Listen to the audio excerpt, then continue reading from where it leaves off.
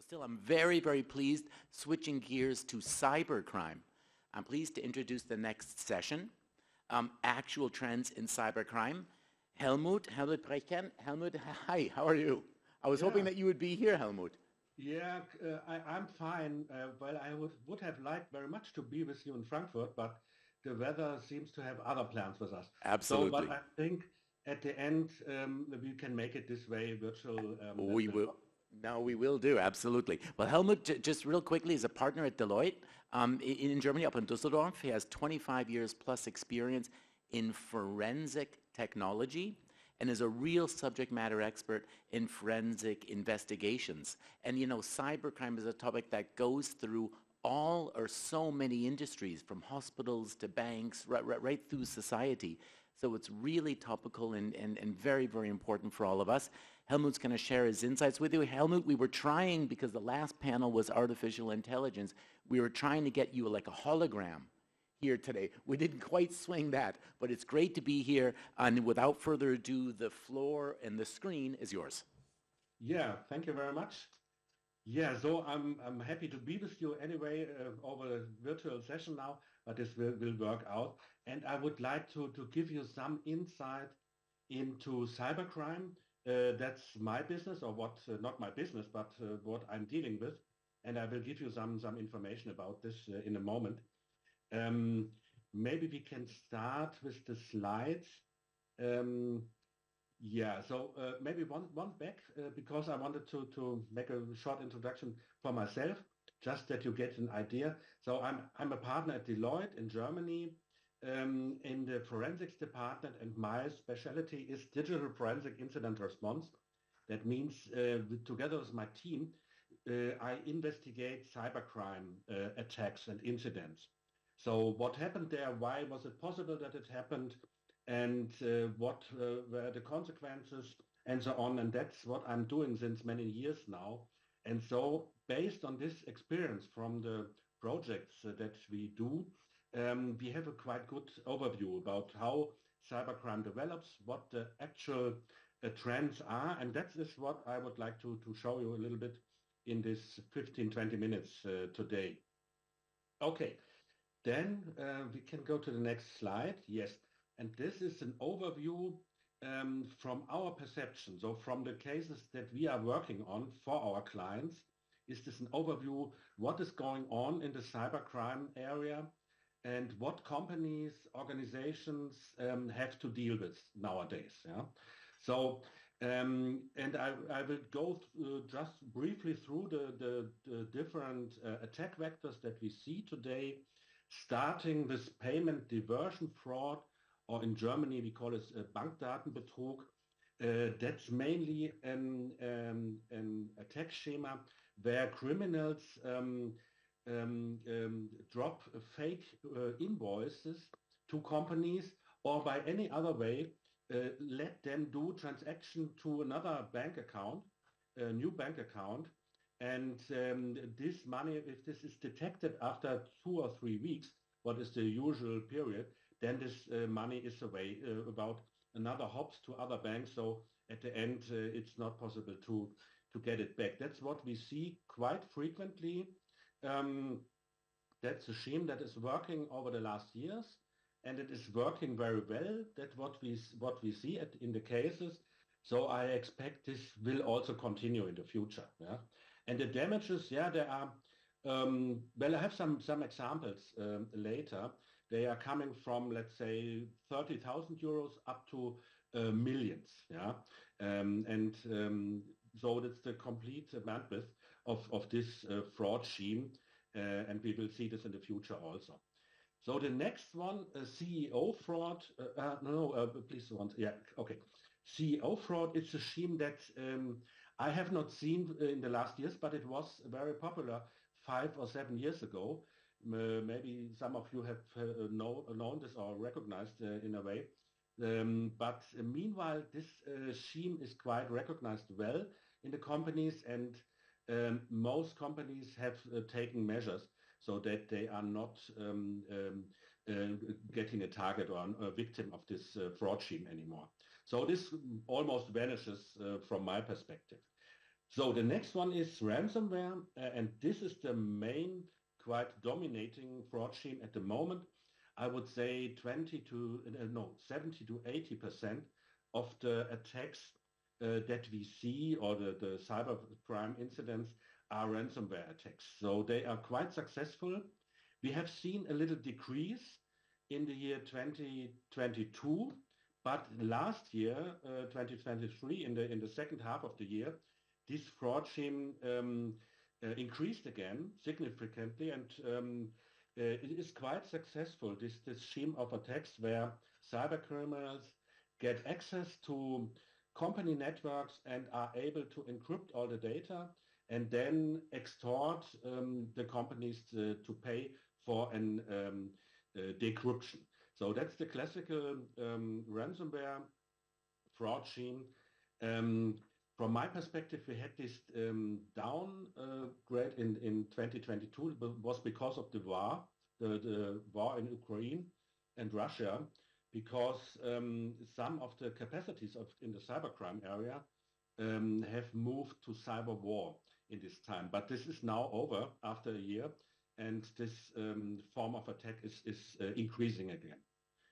So the next one is advanced persistent threat. That's a very special type of attack that is very sophisticated and prepared with lots of resources. So this is usually something that only secret services or government agency can do. So the cyber criminals are not able to have this amount of resources. But we see this from time to time. And the last one, this is quite familiar. We see cases like this very often. It's a little bit underestimated. That's insider fraud, or fraud that is done by employees of the company or someone else who has access to systems, to data, and where data is leaked out of the company. That's something that we also see quite often. Okay, so now we can go to the next slide, exactly. And that's a focus on ransomware. As I said, it's the absolutely dominating fraud scheme at the moment. And we see an evolution since around about 2018. So that is when this ransomware attack started. And in the first stage, version 1, traditional, as I call it, that was, as I said, the classical way. Cyber criminals can enter an enterprise network, can encrypt all the data that they can have access to, and then they extort the companies for decryption. That's the classical way.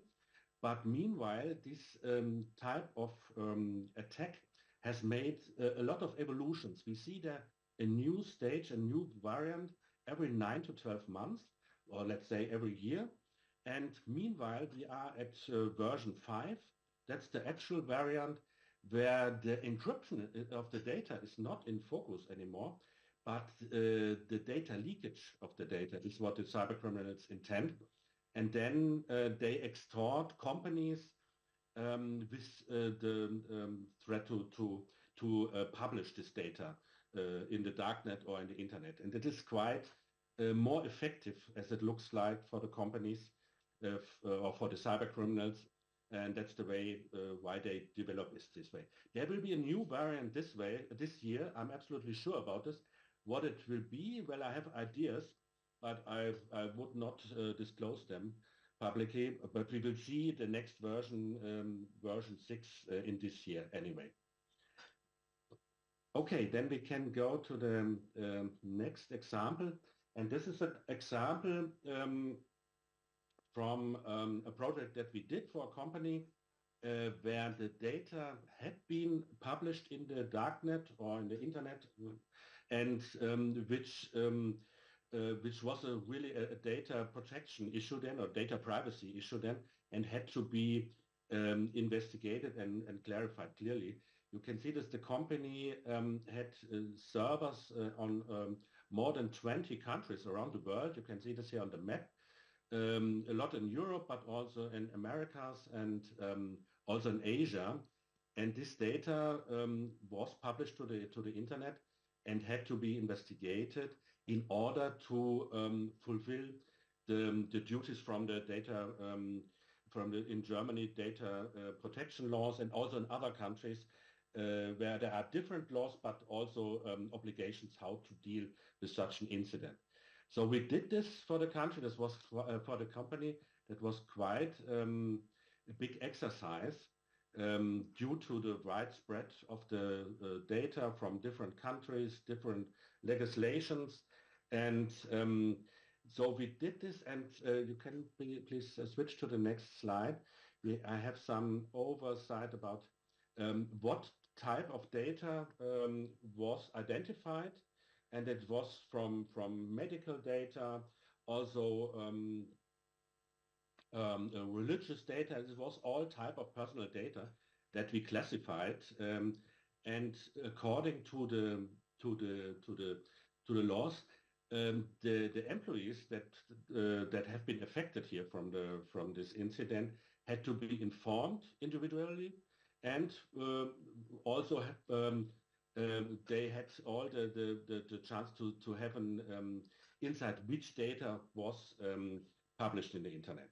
So, and this was also quite a big exercise, and this is something that I expect we will see quite more often in the future. As said, as the cyber criminals go in this direction that they leak out the data and then extort with the publishing of the data, and if companies don't pay or organizations don't pay, this data will be published, and then the data incident is there and has to be dealt with. Okay, so maybe we can go to the next slide. Yeah, here I have one example of Bankdatenbetrug or payment diversion incident that we have investigated. In this case here, the case was the following. So the cyber criminals attacked the chief financial officer of the company, and with a phishing email attack, something quite normal that happens quite often, but they were able to get the credentials of this CFO. And with these credentials, the criminals could also log in into the cloud account, Office 365 of this CFO, and then they had full access to his email box in the cloud. Yeah? And they could read every email that came in, and they could also write emails from the cloud account that looked exactly the same as if the CFO would have written them. So this was very complicated for the other employees to detect, and in fact, the employees could not detect it. Here, the company had an internal control system, and they had a rule that every transaction more than 1 million would have to be approved by the CFO. Yeah, and so the criminals then placed fake invoices to the company. The first one, 1.6 million euros, that happened in the United States.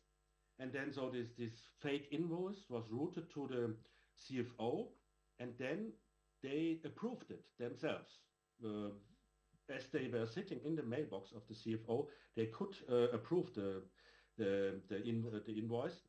And so in the first attack, 1.6 million were transferred to another bank account with an invoice that was faked and not really worth. And as this went so very well, the cyber criminals did the same exercise 2 weeks or 3 weeks later again from Asia that time, with another invoice about 1.2 million euro. And same procedure, the invoice went to the CFO for approval, and the CFO approved, or better, the criminals approved in the name of the CFO. And again, this transaction was done, and the money was lost. So at the end, in this case, where these two transactions in sum of 2.8 million euros were lost, the criminals were very successful with this way to do their crime. Yeah. So I have another example on the next slide, which we investigated in detail. Maybe we can just jump through it. It was the beginning was the same. An phishing email was sent to two employees, and they also entered their password together with their account in the website that they were routed to in this phishing email, and they recognized this, and after a day they had to give new passwords. But in this time, the criminals could also do their thing. So maybe can you switch some further here? This is an animated slide where we have the, yeah, exactly. So there's the phishing email, maybe once again. So they entered the password. Please go on. So the password was reset, and then, yes, the IT service provider did some antivirus scanning, their usual procedure, but they did not find anything because there was nothing special on these devices. Yeah. So then it took 6 months where nothing special happened, and then the employees recognized that they always get some messages that they could not understand what it would mean, and that was investigated a little bit, and then they found out that the criminals had implemented a mail forwarding rule in their email boxes, and 6 months, for the 6 months, every incoming email was forwarded to a Gmail account, yeah, which the cyber criminals had created, and were reading these emails for anything of interest. Yeah. So that what happened. So the company had a data leakage incident here. That was one thing that was investigated. About 20,000 emails were leaked out by this way. But it was not the end of the story. The cyber criminals who could read all through the emails that were coming in just waited for one incident where a bigger transaction was being discussed with a client, and there they did a man-in-the-middle attack, which means they took over the communication and the email communication with this company and the client. They served both sides, and this took 3 or 4 weeks. And then finally, they also achieved to have this transaction here, about 450,000 euros, also to their bank account, to the criminal's bank account. And when this was recognized weeks later, the money was lost. So this, as said, is this payment diversion scheme, maybe once back again, payment diversion scheme, what we also see quite often and which is still successful. And so I expect this scheme also to be used by the cyber criminals in the future. Yeah. Okay, so now maybe the last slide. So this is just a short selection of recommendations what companies can do to avoid cybercrime. So the first thing is to avoid to get a target at all, or to get a victim at all. And what we see in our investigations, cybercrime investigations, we see always the same weaknesses that are in place in the companies and that are used by the cyber criminals. It's a small number of weaknesses that we can see always. And the easiest step for companies would be to mitigate from these weaknesses and then not to get any target or victim anymore. That's the first point. Quite easy, but a lot of companies still have these vulnerabilities, and so can be an easy victim. The next thing is to have an overview about the whole cybersecurity setup of the company and to improve things that are not optimal. That's something that we regularly do, that we consult companies how to improve their organization, their technologies and processes and so on. in order to have a secure environment. And that's also not so difficult to achieve this, but yeah, it has to be done. And the last point, number 3, is it cannot be absolutely avoided to have a cyber incident, but companies can be prepared quite well when it happens. So that means some things you can have in cyber insurance that helps you out in such a situation, or you can have a frame contract with a company that helps you in such situation, and you can implement business continuity and also crisis communication and have these things in place in case you need it. So I think that's the first collection that I would do, things that I would do or recommend for companies to work around the situation. So, and that's the overview that I'm happy to show you where we are here at the moment. And so maybe there are any questions, I'm happy to answer. I think we have no incoming questions. It's really interesting data, and it's frankly quite scary. And I think all of us really have to be really on our toes, you know, and exactly as you say, on the little things. And, you know, I think probably in all of our email inboxes, we're all getting like phishing mails and that kind of stuff, but you really just have to pay attention to all of this. Yeah. So Helmut, no, we really appreciate it. Thanks for taking the time for us. Have a nice day up in Düsseldorf, and we'll talk again soon. Okay, thank you very much. Have a nice day. Danke dir. Bye-bye.